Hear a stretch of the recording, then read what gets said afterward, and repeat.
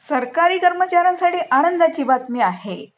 AICPI-IW निर्देशांकावर आधारित नवीन DA निश्चित पगारात मोठी वाढ होणार आहे. तर नवीन वर्ष 2026 ची सुरुवात केंद्र सरकारचे कर्मचारी आणि पेन्शनधारकांसाठी दिलासा देणारी ठरू शकते.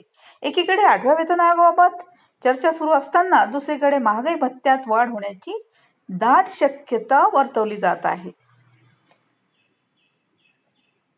आता महागाई भत्त्यात 2% वाढ होण्याची शक्यता आहे. तसेच मिळालेल्या माहितीनुसार जानेवारी 2026 पासून महागाई भत्ता 2% वाढवला जाऊ शकतो.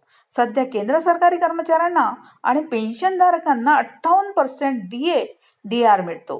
प्रस्तावित वाढ लागू झाल्यास हा दर 60% पर्यंत जाण्याची शक्यता आहे.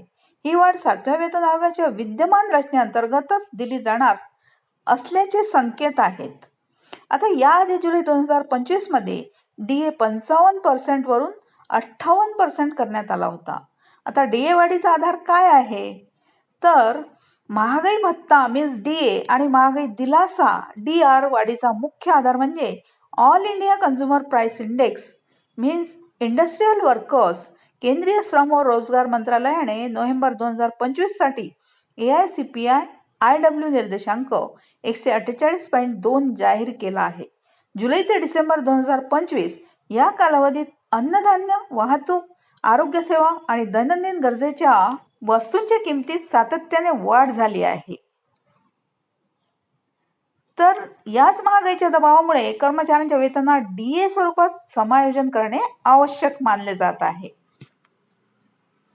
आता 7व्या वेतन आयोगानंतरही DA वाढ का गरजेची आहे? तर 7व्या वेतन आयोगाचा कार्यकाळ अधिकृतपणे 31 डिसेंबर 2025 रोजी संपुष्टात आला आहे. तरी देखील 8वा वेतन आयोग लागू होईपर्यंत कर्मचाऱ्यांना महागाईचा फटका बसू नये यासाठी DA वाढ देणे अपरिहार्य ठरत आहे. आता 8व्या वेतन आयोगाचे सध्याचे स्टेटस काय आहे? तर 8व्या वेतन आयोगाची घोषणा होण्याबाबत चर्चा सुरू आहे. मात्र अंमलबजावणीची ठोस तारीख अद्याप जाहीर झालेली नाही. अशा परिस्थितीत 2% DA वाढ ही कर्मचाऱ्यांच्या आणि पेन्शनधारकांच्या मासिक बजेटसाठी मोठा आधार ठरू शकते. आता सध्या ही DA वाढ संभाव्य स्वरूपात असून यावर केंद्र सरकारकडून अधिकृत मंजुरी आणि अधिसूचना येणे बाकी आहे.